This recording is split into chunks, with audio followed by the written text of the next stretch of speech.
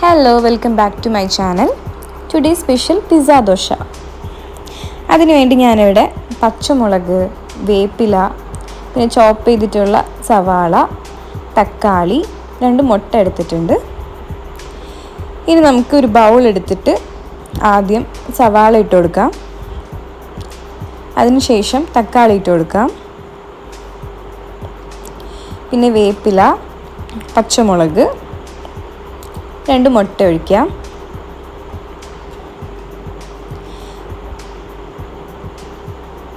അതിനുശേഷം മഞ്ഞൾപ്പൊടി, ഒരു 1/2 ടേബിൾ സ്പൂൺ മഞ്ഞൾപ്പൊടി, 1/2 ടേബിൾ സ്പൂൺ മുളക് പൊടി, ഹാഫ് വേണ്ട, ഒരു കുറച്ച് നിങ്ങളുടെ ഇഷ്ടത്തിനനുസരിച്ച് ഫ്ലേവറിൻ്റെ അതിന് വേണ്ടി ഗരം മസാലപ്പൊടി, പിന്നെ ഉപ്പും ഇട്ട് നന്നായി മിക്സ് ചെയ്യുക. നന്നായി മിക്സായി വന്നിട്ടുണ്ട്. ഇനി നമുക്ക് നമ്മളുടെ ദോശ ബാറ്റർ തയ്യാറാക്കാം. അതിനുവേണ്ടി ഞാനിവിടെ മൈദ എടുത്തിട്ടുണ്ട്.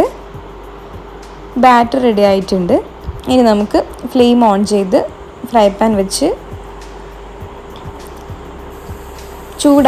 ഫ്രൈ പാൻ ചൂടായിട്ടുണ്ട്. ഇനി നമുക്ക് നമ്മളുടെ ദോശ ബാറ്റർ ഒഴിച്ചു കൊടുക്കാം. അങ്ങനെ ദോശ പരത്തി എടുത്തിട്ടുണ്ട്. ഇനി നമുക്ക് അതിലോട്ട് നമ്മൾ തയ്യാറാക്കി വെച്ച എഗ് ബാറ്റർ ഒഴിച്ചു കൊടുക്കാം. ഇനിയൊരു 15 മിനിറ്റ്സ് സിമ്മിലിട്ട് ഇതുപോലെ തന്നെ വെക്കണം. ഇപ്പോൾ ഏകദേശം സംഭവം സെറ്റായി വന്നിട്ടുണ്ട്.